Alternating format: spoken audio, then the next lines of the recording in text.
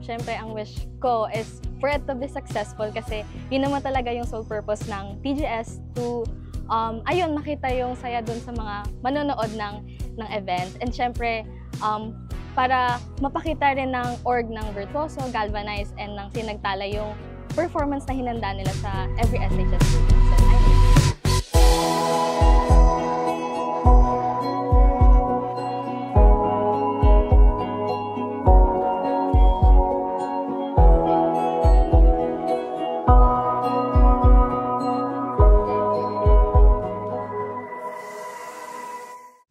So for the Kislap, it is very engaging sa akin.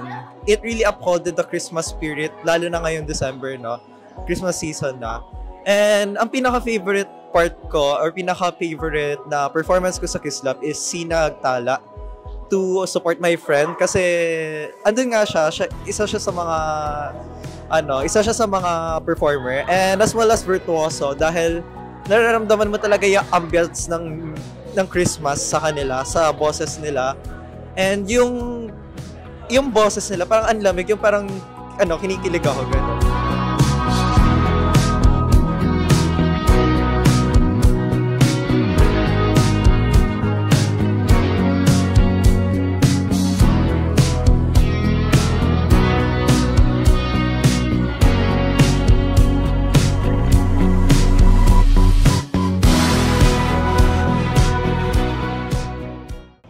So it's December 13 and it's Agape! So ayun, nandito kami sa grandstand and VP is like nagre-rehearse right now. Next scene na, ganun, just a few hours.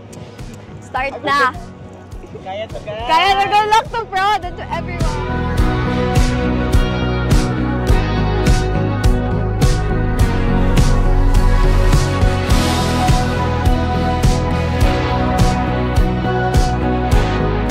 So for me, super saya, of course, kasi nabibigyan buhay talaga namin yung essence ng tagline for our term, yung towards grander stages.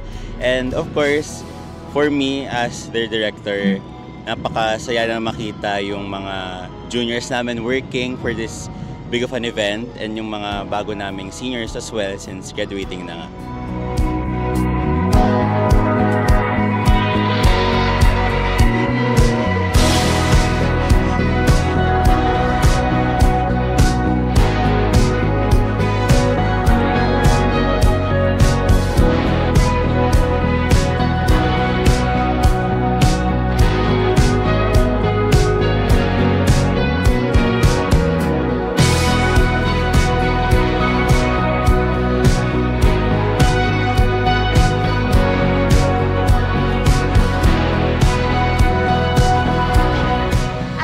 Here in UST, our first Christmas Paskuhan feels like home.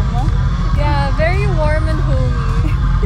For me, yung time ng Paskuhan is a symbol para sa aming mga student na mag-relax after ng sobrang hirap na mga exam.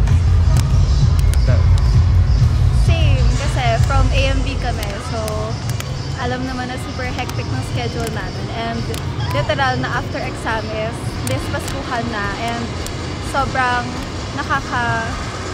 nakakaano siya ng loob. Like super happy kasi makikita mo talaga dito yung traditions ng Christmas, which a lot of other places don't even celebrate na. So ayun.